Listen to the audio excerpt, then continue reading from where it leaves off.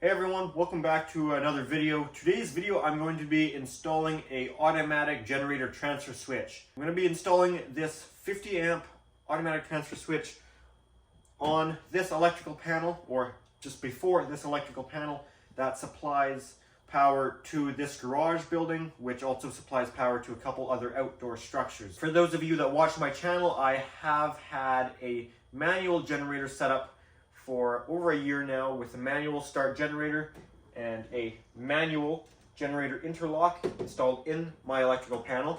And I have recently turned my manual generator into an automatic generator. But the thing is an automatic generator isn't very good if there isn't an automatic transfer switch. It's pretty much pointless if there's not an automatic transfer switch to actually transfer that power. So that's what we're going to be installing today, is an automatic transfer switch, which for short is just called an ATS. So I'm just going to refer to it as an ATS in this video, as that's not so painful to spit out. Anyways, that's too big of a word for a silly guy like me. So ATS it is. This right here is the ATS I'm going to be installing. This transfer switch is rated at 50 amps. This building I'm stood in is currently fed with 30 amps, which is doing the job just fine. Our heating load is not much, as we do have a heat pump. And since the building's been here since late 2018, early 2019, 30 amps has done the job just fine, but I want to have a little bit of capacity to expand the service out here should that ever be required. So 50 amp transfer switch gives us some wiggle room in the future, especially as the wire is number 6 copper, so we can supply this building with 50 amps without changing the wire. It would just need a little bit of wiring changed from where it goes from the house to the panel. I don't want to bore you guys with the story, but it's 6-gauge tech cable, which I know you guys in the US aren't familiar with tech cable. Maybe some of you are. Tech cable is like ACWU, but it's copper and it's just got another layer of rubber versus the aluminum stuff doesn't. So this is where it comes out of the ground. Number 6 goes through this box just to splice to this piece of tech. Looks like absolute crap, but I didn't put it in. Goes into this box here where it's tied into 30 amp dryer plug. Well, there isn't a dryer plug there, but there used to be a dryer plug there before the dryer got moved, and that was on a number 10 wire 30 amp circuit going back to the panel. So I could easily just run more tech out of this down the side of the house, just like that one, up and around to the panel. And it's number 6 gauge, so I could increase it to 50 amps. Anyways, long story short, that's why I'm putting in a 50 amp ATS. My generator lives inside of this building here, where I have this generator controller. It's an AutoGen V6 is what it's called, and it ties into the choke, and there's a common positive and 2 negatives that are switched to control some relays in there, which are tied into the starter and the stop switch to turn this manual generator into an automatic generator. And for those of you that say, why not just buy an automatic generator that's actual store-bought proper setup instead of having to take 2 things and put them together to create your own? Well, there's a few reasons. First of all, I like that this 8,000 watt Energizer generator puts out very clean power. It's an inverter generator. It's a fairly large inverter generator. Most of the inverter generators are small, so 8,000 watts definitely makes this a larger one. But it works well. It puts out very clean power. And the biggest thing is cost, which some of you might say, oh, I've probably spent, it was like $2,500 on the generator, $400 or so for the transfer switch, more like $500 by the time I'm done. This, by the time I was done, was like $800. This building alone, probably could put a couple hundred in for fire alarm, another few hundred for fans, and thermostats. Actually, that's probably more like $400 or $500. You could probably put another $600 for material in the building. Well, I'd just say all around probably $1,000 to $1,500 you could safely put on this building, which at that point we're probably at $5,000 on this generator setup. Haven't really done the math on it, but I bet we're around $4,000 to $5,000. And you can buy I think you can buy probably a 10 kW, so maybe a couple thousand watts more than this one, automatic setup from a brand like Generac or Kohler, or maybe Kohler doesn't make residential ones, but maybe Champion. Anyways, there's brands that make automatic one. So you might be saying, well, you can get those for like starting at like $7-8 grand. It's only probably 2,000-3,000 more than this, which is true. However, the problem is my house I live in, our utilities that are provided to us are limited. We have electricity and water. They don't have sewer. They don't have sewer down our road. Trust me, we like sewer instead of screwing around with septic. We don't have it. They give us water and power. That's all we get. Don't have gas, and we don't have propane. Everything's electric. They won't give it to us. It's not an option. That's the thing here, is those generators that you see for under $10,000, they're propane and natural gas, which we don't have either. Got to be a self-stored fuel type, which they make gasoline. That's what I have. Don't think you can find gasoline standby setups. So you're left with diesel, which is fine. Diesel works fine. It can store for longer than gas can. Diesel generators are not the same price as propane and natural gas. That you're starting at around $25,000. So you know what? My $5,000 setup doesn't sound so bad after all. So that's why I made my own generator setup, which I will show you guys right now.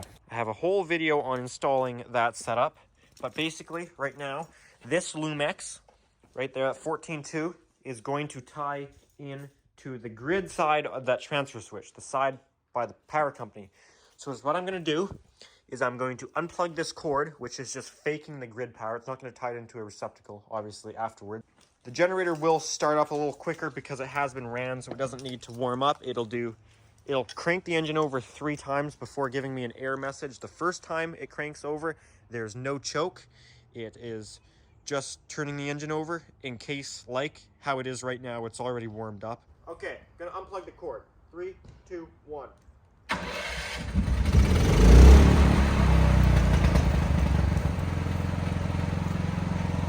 There you can see, the light came on, power's on. So you can see that works pretty well.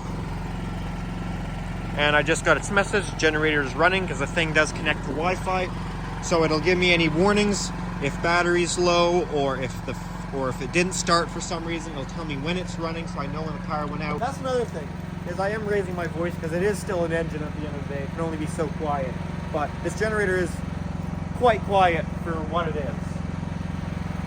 It gets a little louder once the louver's open and the fan comes on, but still pretty good.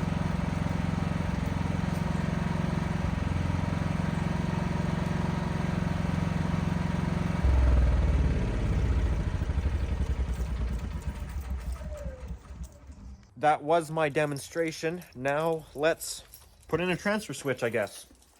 Give you a little rundown on transfer switch. So for those that aren't familiar with transfer switches, my setup is different than like a whole package you buy. Is usually the transfer switch are a little more fancy and they have communication to the generator, and the transfer switch is what actually starts the generator. This isn't quite like that because of my setup, where the transfer switch isn't going to tell the generator to start. The generator is self-sufficient. It doesn't care what the transfer switch is doing. If the generator doesn't see power, I got a relay tied into that module, 120-volt coil relay. When that 120-volt relay loses power, it opens up and the generator loses a 12-volt signal that's going through the relay, and it knows it's time to come on. It doesn't care what the transfer switch is doing, but it's going to be tied onto the grid side of the transfer switch, and this works on its own. It's sort of 2 different things. They are tied together, but they don't think together. It's not one telling the other one what to do. It's 2 separate brains. I believe this transfer switch actually defaults the generator, but that's fine. If the power goes out, the generator is going to be running, and if I ever test run generator, it's going to switch to generator. Is what it is. It's obviously going to install underneath this electrical panel, so we're going to need to tie in the line side of it, or the grid side, which is right now that tech cable, and we're going to need to tie in the load side, which I'm going to be using this 6.3 Lumex, because it's just going from the transfer switch to the panel, doesn't need to be protected, it's in the wall. And then we have a 10.3, which is good for 30 amps, which is coming from the generator. That will be our emergency power. This thing is going to go into a 2x4 wall. This is fatter than 2x4, or 3.5 inches, what it realistically is, and then 1/2 inch OSB, 4 inches, this thing's like 4.5 inches deep. So this can't go in the wall just by itself. So we're going to need to bump out the wall a little bit, and then I'm going to put this big, I think it's a 12x12 cover over top of this, So it'll clean up the look. You won't have to see that kind of ugly looking transfer switch. This, I painted this up, and this matches the white panel nicely, which will go into the white wall, so it won't be too much of an eyesore, because it's absolutely beautiful work over here. You know, there's just nothing that kind of is an eyesore. Oh well. Might as well try and get something good looking. Plus, it gives us more room to work if I cut a 12 by 12 hole, because if you just made a hole large enough for this, I'd almost have to take the whole wall panel off, which there's too much crap on it, and I have to take another one off to take that one off, so I don't want to do that. So if I cut a hole big enough for this, that gives us lots of working room to get this transfer switch in place. So let's figure out how big of a hole we need in the wall. Right around there, I like that. I want to add too, if you don't know what you're doing with transfer switches, don't do them, because they are a very important thing that should be installed correctly. Alright, we got our hole made. We'll cut in, make our hole. Hopefully we make it between the studs. Feel one right there. So that could be tight.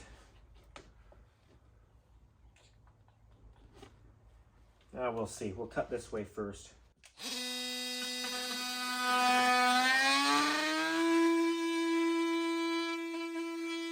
No, it will be good.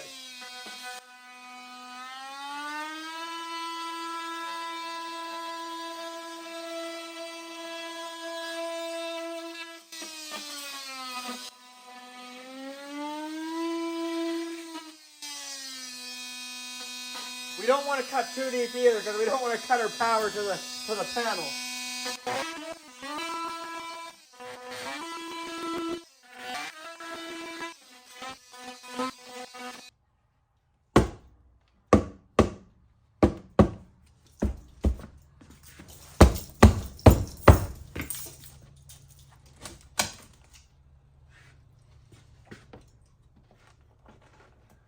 Oh, we're kind of into the stud actually. Oh well. Just peel that up. It needs to go. Actually, that guy there can push down. I don't know what that is.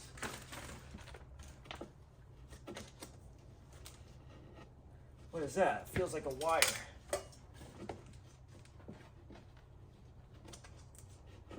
That is a wire. Must be going to the outside plug. Huh, lucky. Just about took that away. This guy come out. And I don't want to hear any of you saying, hey, you should wear gloves touching the insulation. I've been touching insulation for years with no gloves. That's how you get sissy boy hands, wearing too many gloves. Soft hands, brother. I'm just kidding.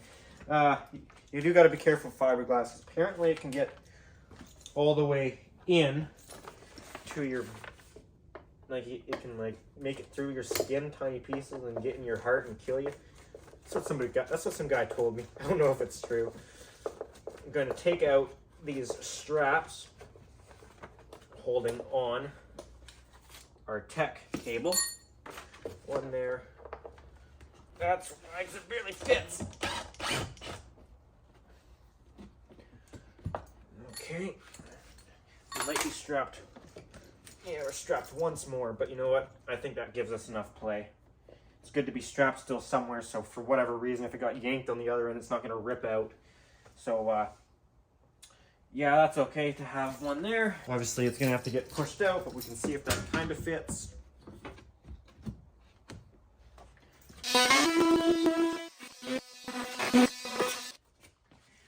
Beauty. Okay, a little more off that edge too.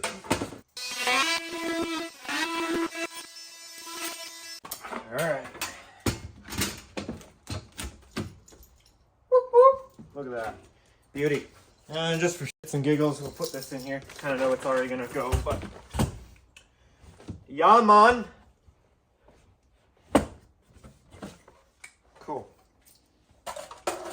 Cool, cool, cool. You are bugging me, so we're going to tuck you up there, maybe. Do we have conduits on the outside? Someone put screws sticking through. Yeah, that was me.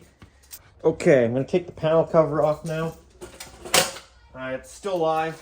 I know my risks here. Just because it's a live panel doesn't mean you're all of a sudden it's going to die. It's 120 volt, not 600. Don't touch the shiny stuff unless it's ground and neutral bar. Pretty easy.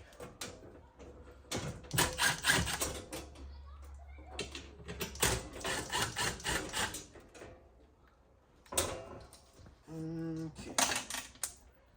Put those up there. Put this somewhere.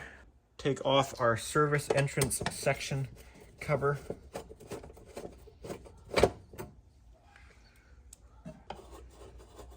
Two.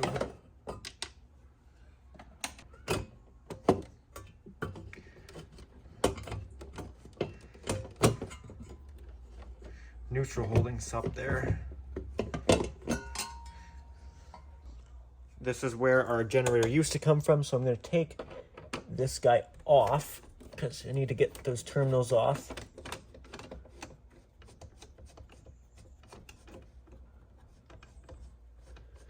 Pull it straight out, don't touch anything. This is the guy that was originally in there kind of holding that together, so I'll put this one back.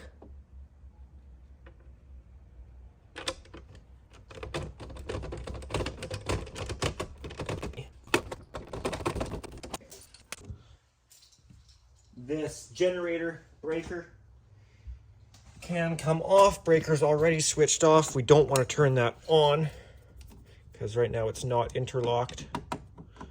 Would give 120 volts on the generator.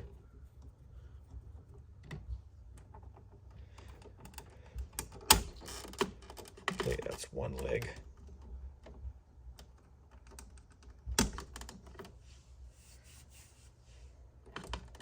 Another leg. This breaker can actually stay in here because I don't have a filler for it right now. This right here is the neutral.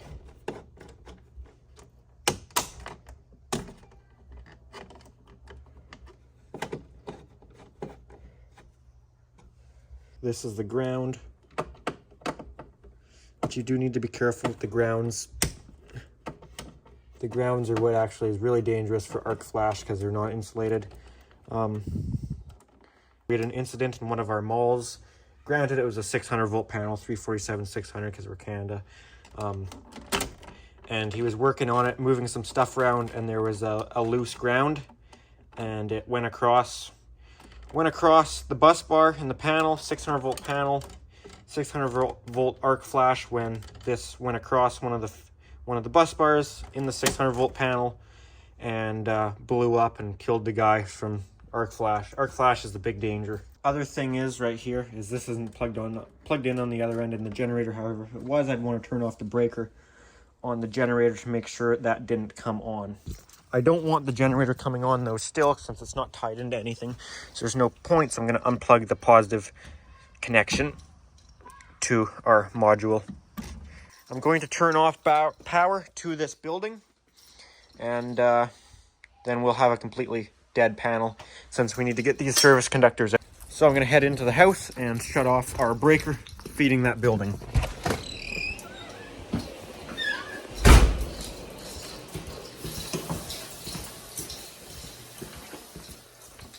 Okay.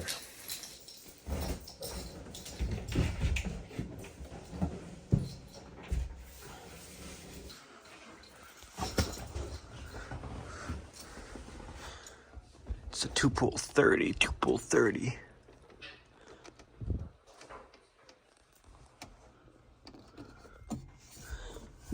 That's a 2-pole 40. That's a 30.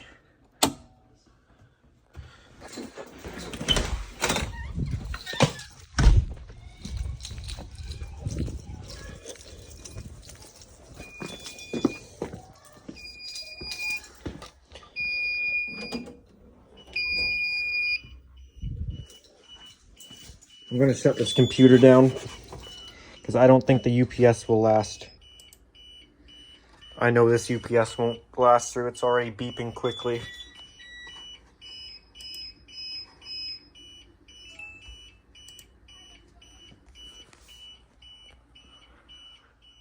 Okay, fire alarm's acknowledged. That UPS up there won't, that only beeps so often. 02.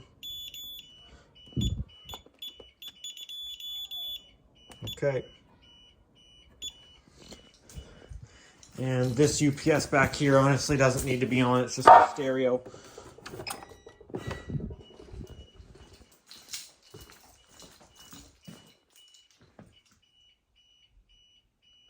Something's making a bunch of noise in here. That's shut down.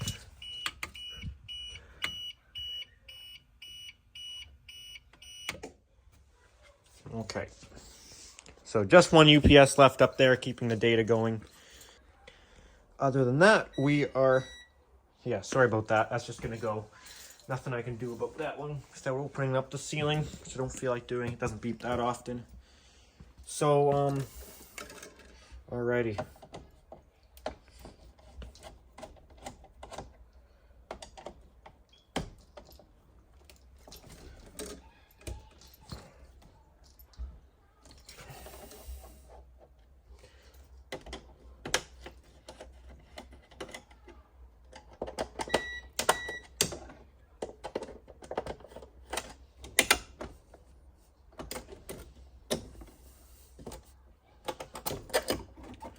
Don't want to say I'm rushing, but I do want to get this done in somewhat of a timely manner.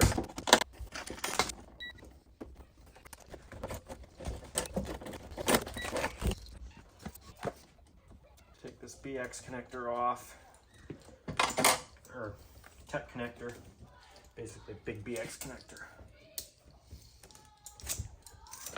And we'll need to shorten this tech cable. This is going to go... We'll put that guy right there.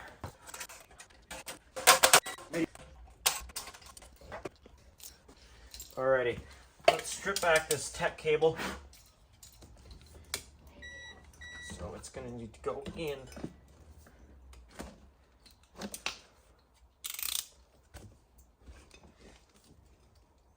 Right around here, so I'll strip it back to here.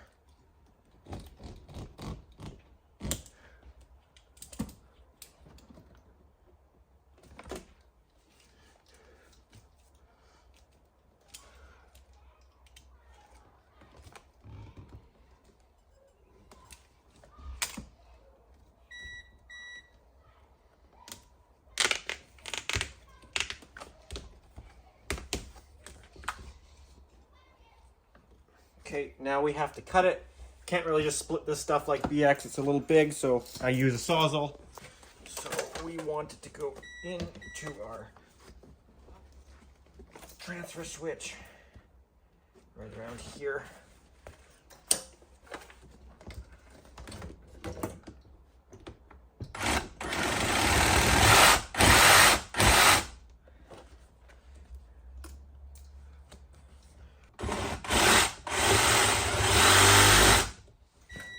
Okay, once that's cut like that, actually this whole thing can be chopped down a little bit. We don't need this much length.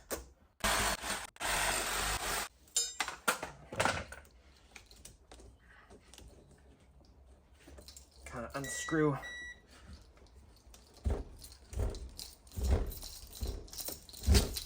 And you don't need an anti-short on this stuff because of this rubber sheathing.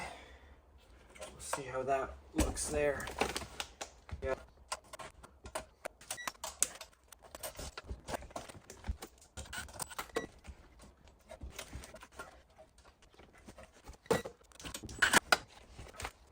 Okay, that is in there. I've got two of these 1-inch Lumix connectors here. As we need one to go right here.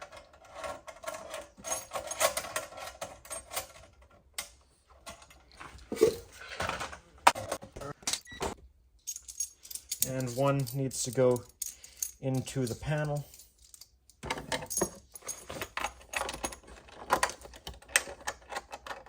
But there I can still reach the screws through that little gap.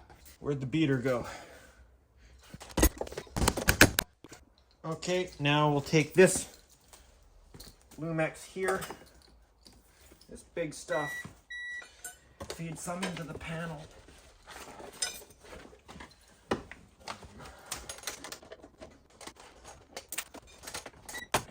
That will be enough right there.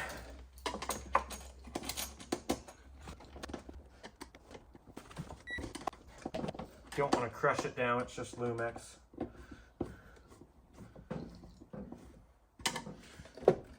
Alright. That will give us, oh yeah, awesome. Then this end needs to go into our transfer switch. I'll cut this stuff right around here.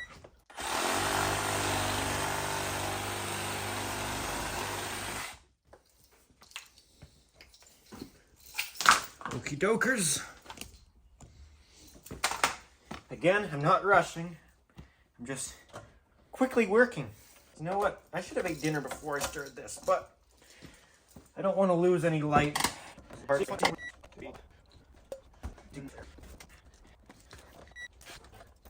Alright, that works.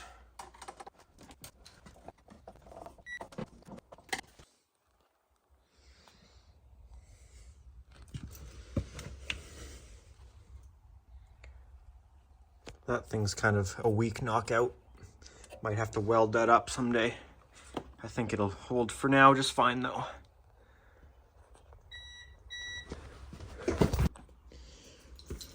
Alright, we need our generator circuit though, which as you know, it's currently up here. Which is no good. We need it down there. So I actually probably should have pulled that through first, however I didn't, did I? So I will cut a hole in the wall and I will just have to patch it up afterwards. Make a hole right down around here.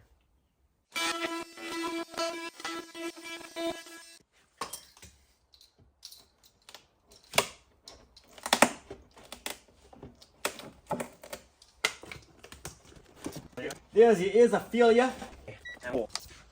1 inch holio should do it. If I can get it in there.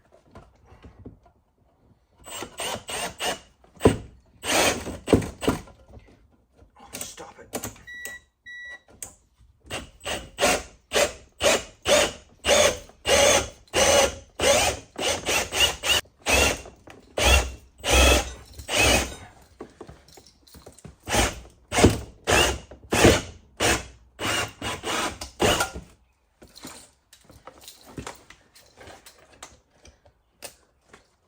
Alright, that's through.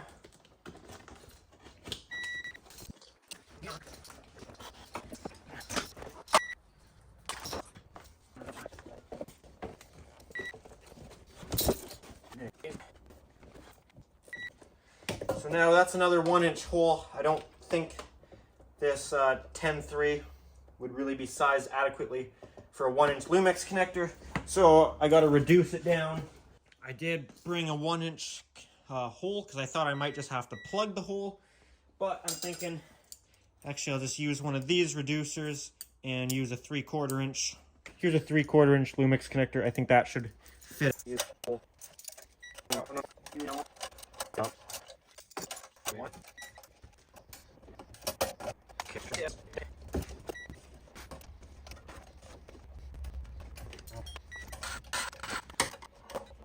Okay, we can probably screw in our transfer switch at this point.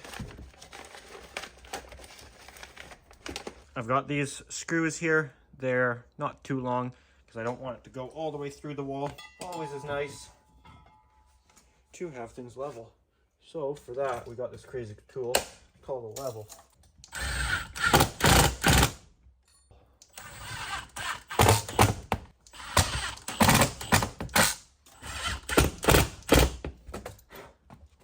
All right, that's the transfer switch mounted up.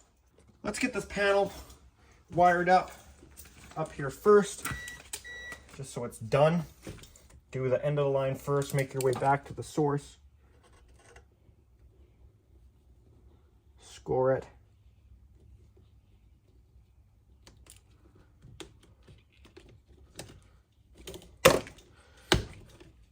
Again, we're maintaining all 6 gauge, which is what I wanted. Grounds first.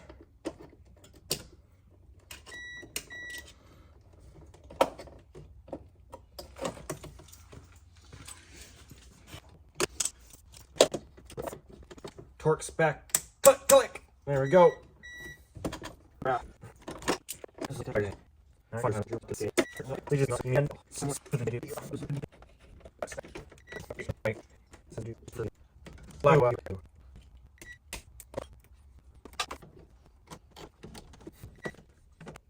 And this is stranded wire, so once you get it tight, give it a wiggle around. And then you will be surprised. Making a fool of myself. Especially aluminum, but you can sometimes get a little more out of it. Sometimes. Yeah, a little bit.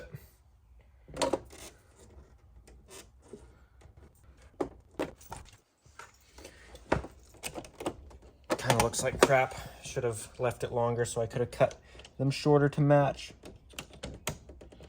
Gives us a little bit of extra, but not really.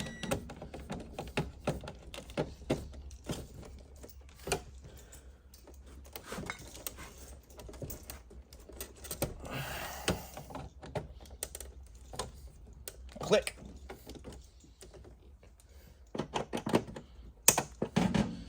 Alrighty.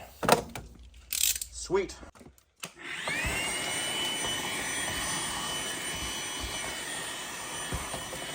To put that panel cover back on, first I'm going to remove the interlock. So I can probably sell this again.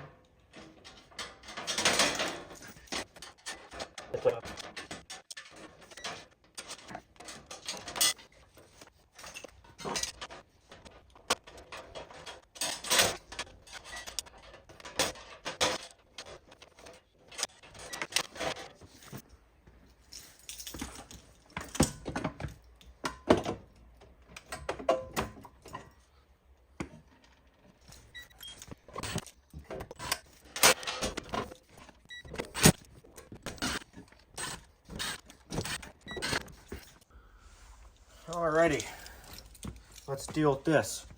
Gonna need a socket set, it looks like.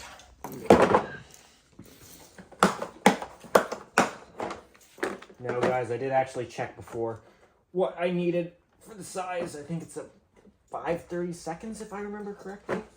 Throw that in this adapter. And then actually no, might want a socket to get some more torque on it. And I'll take them both.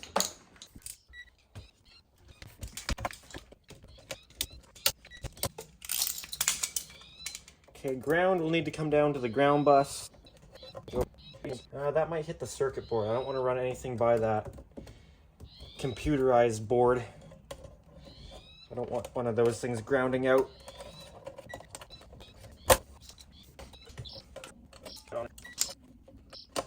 Put it right here. Actually, I'll put it right at the top. Alrighty, that's torqued down pretty good.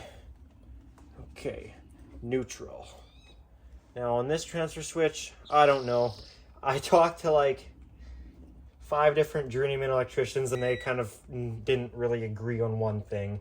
Some said switch the neutral, some said don't, some said it depends on the transfer switch, some said if the transfer switch. The common thing I got was if the transfer switch got a lug for the neutral, switch it. This one does, L1, neutral, L2. So we're gonna switch her up. Keep in mind guys, I'm in Canada, so if you think you know the rule and you're in the US, well, I know which way I've done it. I'm doing it this way, but let me know what way you do it where you are. Kind of sounds like it depends on what the manufacturer says. which I'm guessing mine, yeah, I looked at this one and it says switch it. Switch that neutral, boy.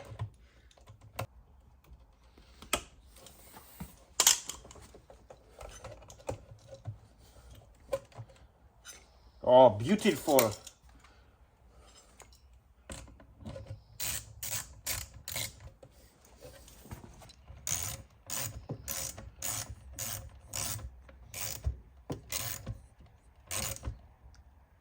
Click.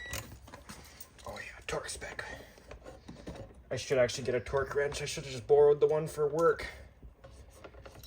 You can kind of tell, I mean. Yeah, whatever. You're not gonna give my socket back, are you? Asshole. Give it back, it's mine!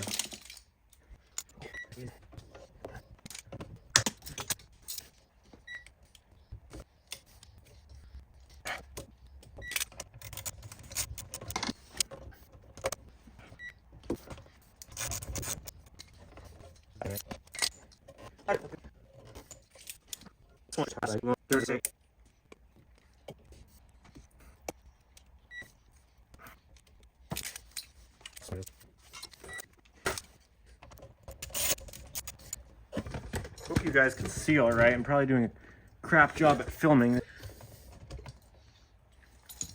Make sure you got no insulation under whenever you're doing something like this.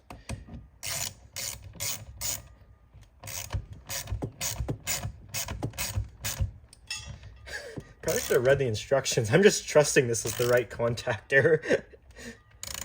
Oh, what an idiot. I'm pretty sure it is, though.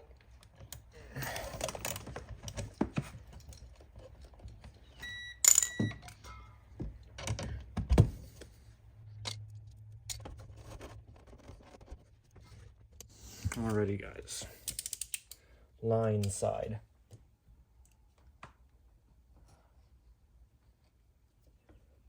Don't want to cut too deep here. You don't need to damage the conductors inside.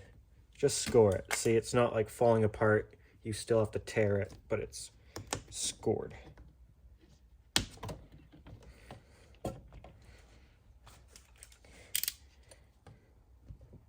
Same with this. Score it, since I can't really fit my knife in there properly.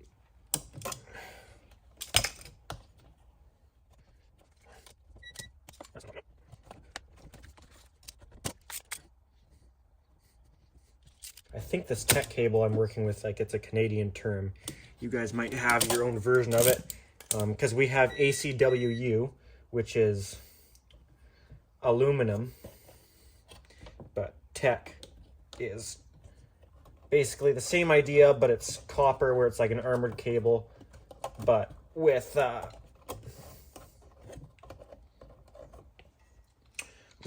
rubber on the outside, and then tech has this extra rubber stuff. A lot of time the AC. Okay, blue will be our neutral, so we got to re-identify it. All right, blue now identifies as white. You could just stripe it, but I like to do the whole thing. It's a bonus if I actually make it look nice, which I'm not doing very good at that so far, am I? Oh, the emergency light seems to still be going.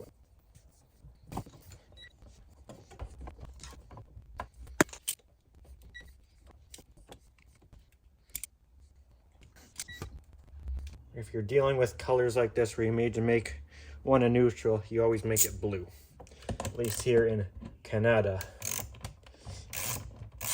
Maybe I'll do some weird stuff in the States, I don't know.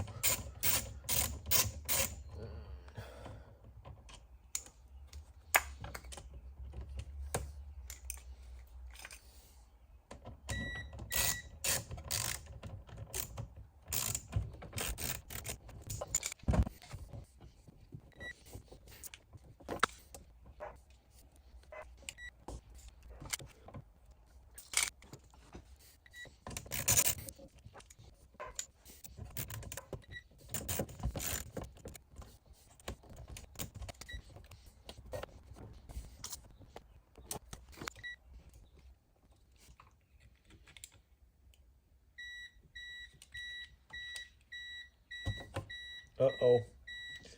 UPS must be about to give out.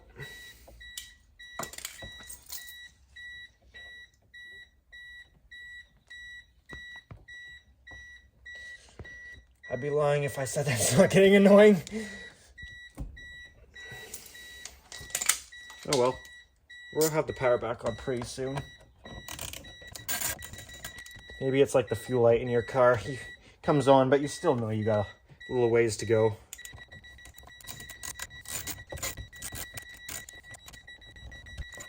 Okay.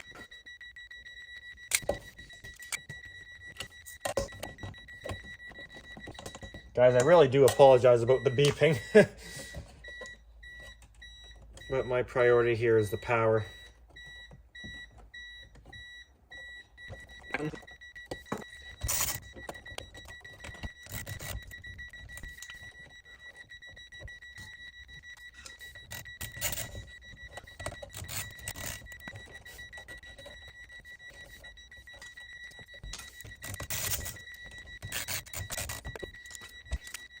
Okay, there you have it. I'm gonna turn power back on in the house. Oh my god, I can't walk, my freaking knees. I'm gonna leave you guys out here to watch the transfer switch, so I'm gonna turn the power back on. I'm sure nothing exciting will happen, but... Alright, well, power's back on, but there's one last thing I have to do. I have to tie in the power that tells the generator to turn on. The reason I didn't do that already is because I don't know what stays live in here. I think I have a pretty good idea, but I'll show you what I mean exactly. It's particularly noisy in here right now because that contactor, that's normal, but all the battery chargers are all charging right now. That's charging. The panel's more noisy. That's charging up there. I don't know if these switch back on by themselves. Apparently not.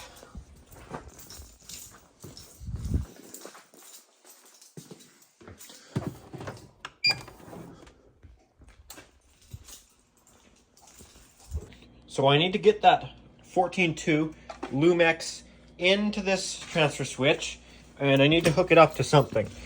I'm thinking that little terminal back there at the back might have 120 volts on it, so I might be able to use that. And then I will still have to find a neutral connection, which I'm hoping isn't too difficult to find something. So we'll set my meter to continuity. Actually, first I want to set to volts. I need to find something that's got 120 volts on it. Obviously that is 120. That's 120. That should be 0. And what's this guy back here? Perfect. 120. 0. 0.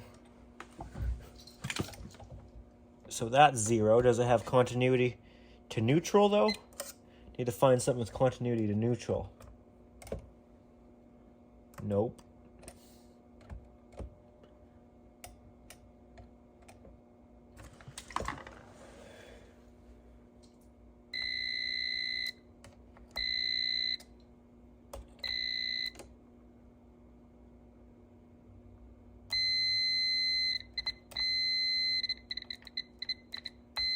That has continuity, but that's only when the contactor's closed in. What am I going to do here?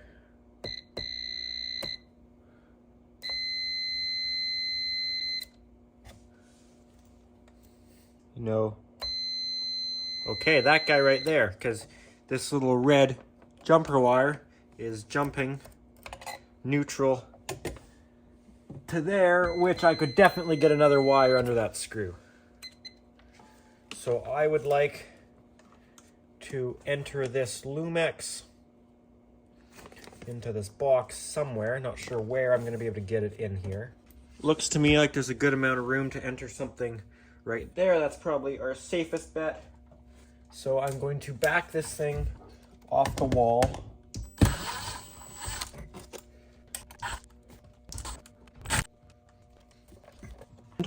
With a high-speed carbide cutter, I'm going to make a hole in the can of this thing.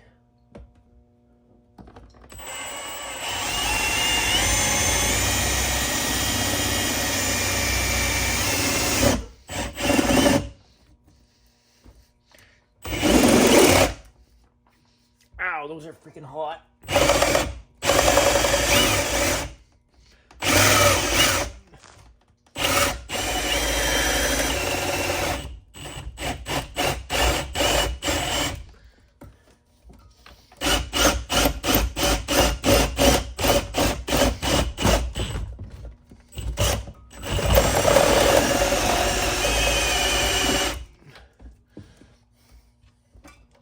You know what? I'm worried about going too far. This thing won't let you go too far.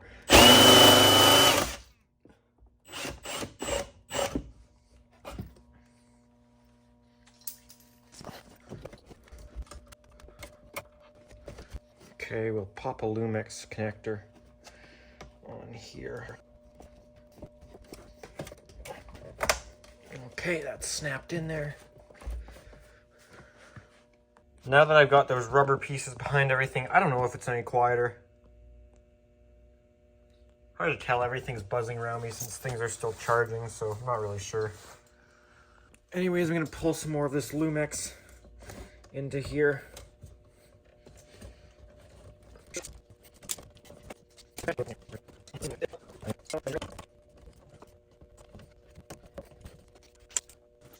I'm sure this might be hard to see, but I'm gonna splice this in right there.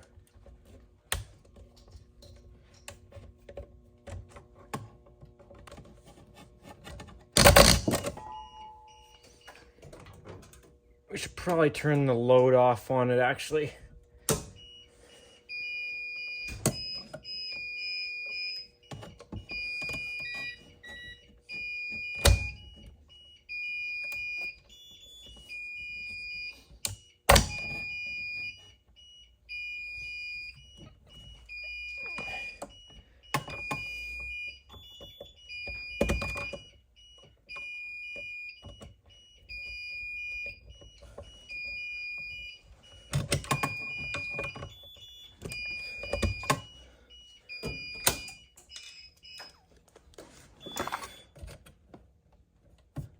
All right, cool, that's in there. The reason it was doing that is we were interrupting the neutral that keeps the contactor sucked in.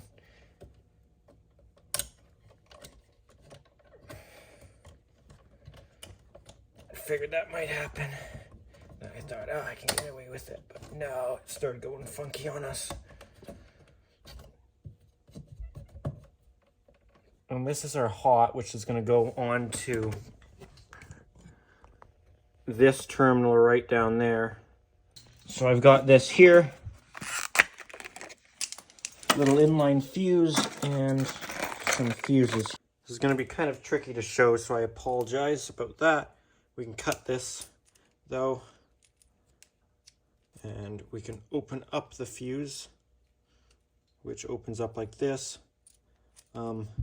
This side is probably the safer side, mind you. And then your fuse will follow. I don't know. They're not really that great either way. Strip that. I'm just going to go back there, but I really can't do anything with the camera like that, so.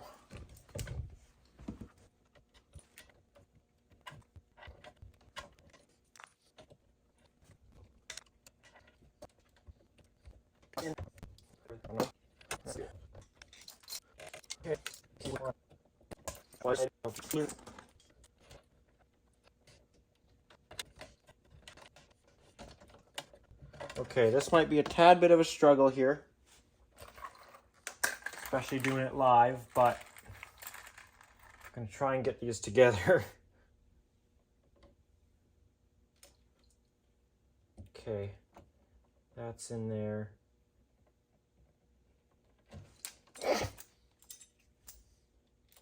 Drop that in there.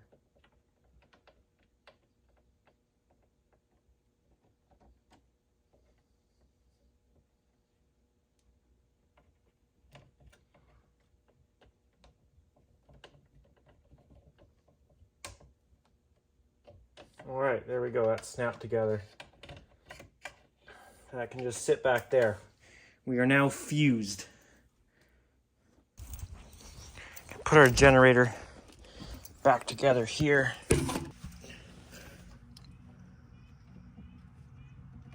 Positive. Negative. Might start up the generator, we'll see.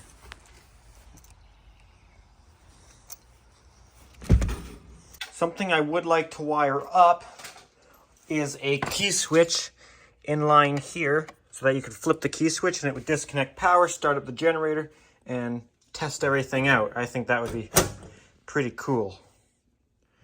We should test this setup though and turn the breaker off in the house and watch everything start up.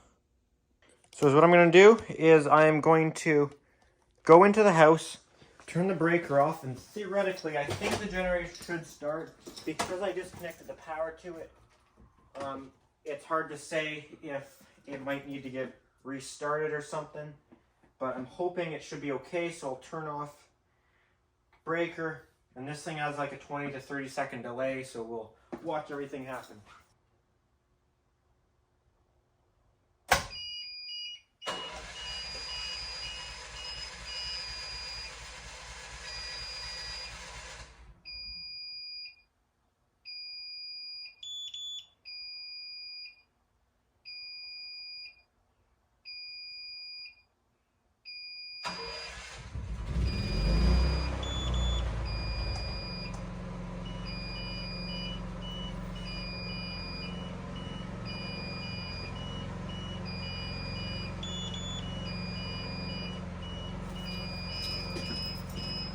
Forgot the generator wasn't plugged in either. I just quickly plugged it in. So realistically, things have happened about maybe 10 seconds quicker than they did. This thing's got like a 30-second delay. I think it's set to. You can change that, but I think 30 seconds is good. Let it warm up, and there you have it.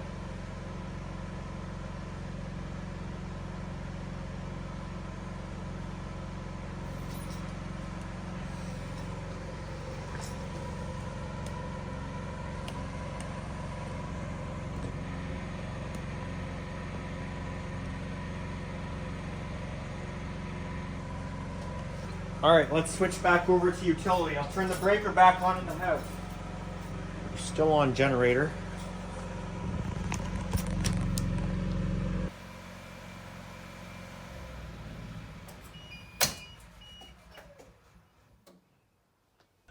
Well guys, that seems to have this transfer switch all wired up. So I can put some insulation around it and then put the cover on. And then we've got to deal with that cover there.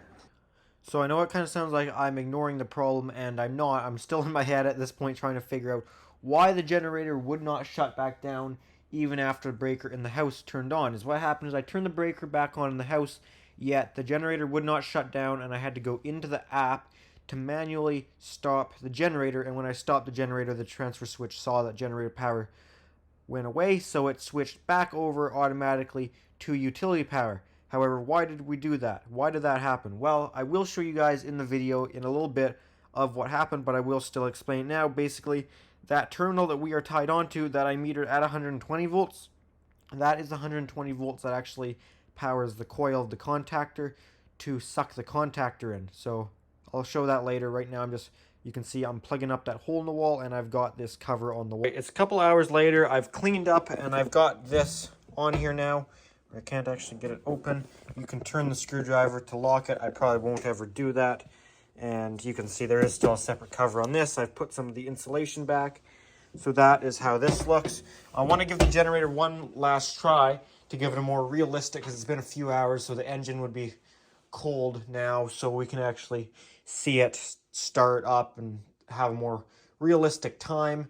And it's actually plugged in this time, so I'm thinking it's under 30 seconds, but I will put a counter on the screen, I guess, and find out. So I want to show you guys from the outside, though, this time, since this time the transfer switch is closed up.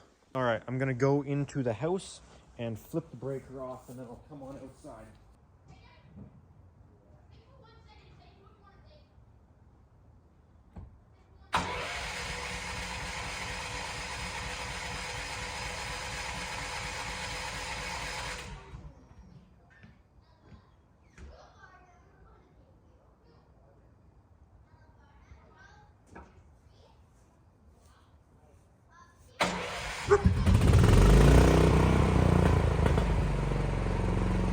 So there it was.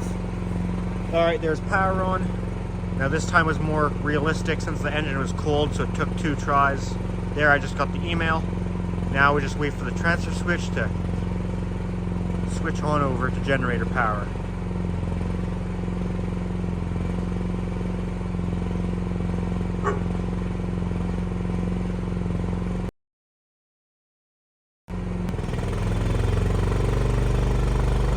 And there you have it.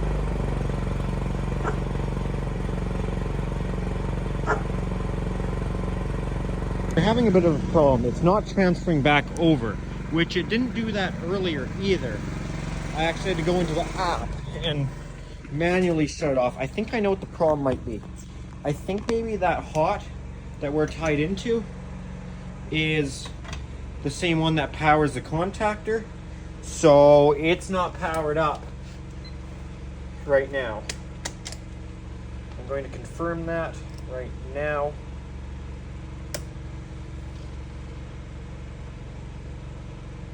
Yes, that is the problem. I'm going to turn our utility power back off now.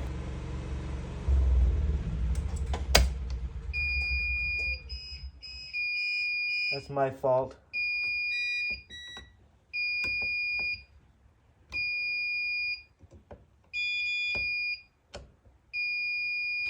This Live. new? This is all what I did today. Nice. So the power's going to go out and the generator should start, and after 30 seconds it should go clunk and transfer over to... Will anything happen on this particular panel? It'll go bang. But will I see like a Yes, transfer this of one shit? will let out, that one will Oh, suck cool. in. Okay.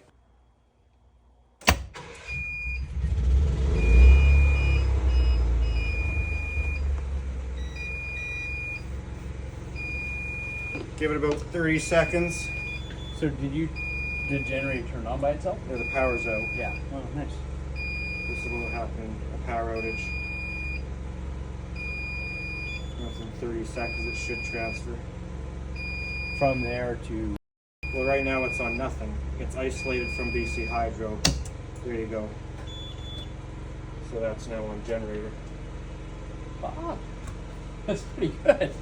Holy shit. Now when I turn power back on, the generator should shut down and the lights should barely flicker. They'll probably just So, but they flicker. will automatically turn back to hydro. Yeah, I'm gonna turn it back off and it should clunk back over. Alright, you're gonna go back to BC Hydro.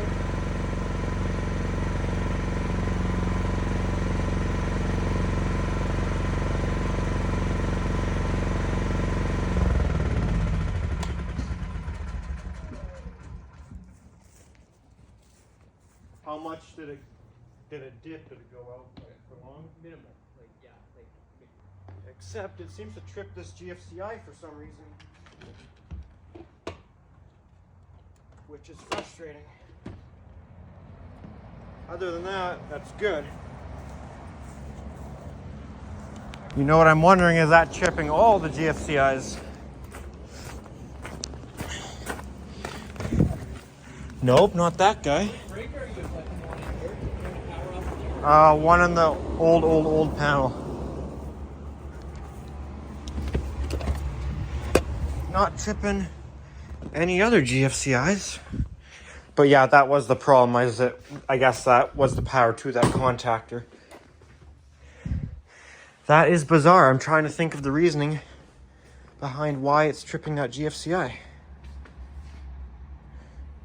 Anyways, it works now. Whatever reason, this GFCI keeps tripping every time we do a load transfer, which it has to be something to do with the neutral getting switched as well. That's the only thing I can think of. None of the other GFCIs are doing it, but none of them have load on it. It's just that GFCI that does have load on it. So is what I think I'll have to do is switch that one out. This building here won't have GFCI protection, neither will that light pole. It doesn't need it. And I'll put the GFCI on this here, and we'll see if that still trips. And that, you know what, I think I'll just put that one just protecting itself, nothing downstream, because the only thing downstream is that light and the receptacle up there. But that receptacle is just used for cameras. It's more like your Christmas light receptacle, which doesn't require GFCI protection. And that building doesn't need it either. So I think that's the plan. get rid of that GFCI up there. Other than that, it transfers and starts flawlessly, and it's awesome. I do just have it under that lug for now, which probably isn't the best solution, but it works fine for now. So for now, it will do just fine. Yeah, guys, I gotta figure out the GFCI situation. That's not that interesting though. So the main thing is this setup works. That's gonna do it for now. That's gonna be it for this video. I'm really happy about this. I didn't really hype it up in the video because I'm not very, I don't express my emotions much ever. If I'm happy or not, you can't really tell with me. I'm sort of just plain, if that makes any sense. But I am very happy about this. I've been wanting to do this for a long time, and I never thought I'd actually do it. And I'm quite impressed that it actually worked out, as it was not an easy journey to get here, that's for sure. But now that it works, it is really cool to have a fully automatic generator setup. So yeah, guys, that's going to do it for this video. If you did enjoy it, make sure to give it a thumbs up. And if you do have any comments or questions, make sure to leave those down in the comment section for me. And if you do enjoy my channel and want to see more of my videos and help me out, make sure to subscribe. Also, guys, I do have an Instagram account at Pickle700 for bonus content and content posted earlier than you'd see it on the YouTube, that sort of thing. Someone's making a bunch of noise out here. Oh, fan came on. That's a whole nother thing I did not that long ago, was make the louvers all automatical. Anyways, guys, all right, that's all I got. Thanks for watching.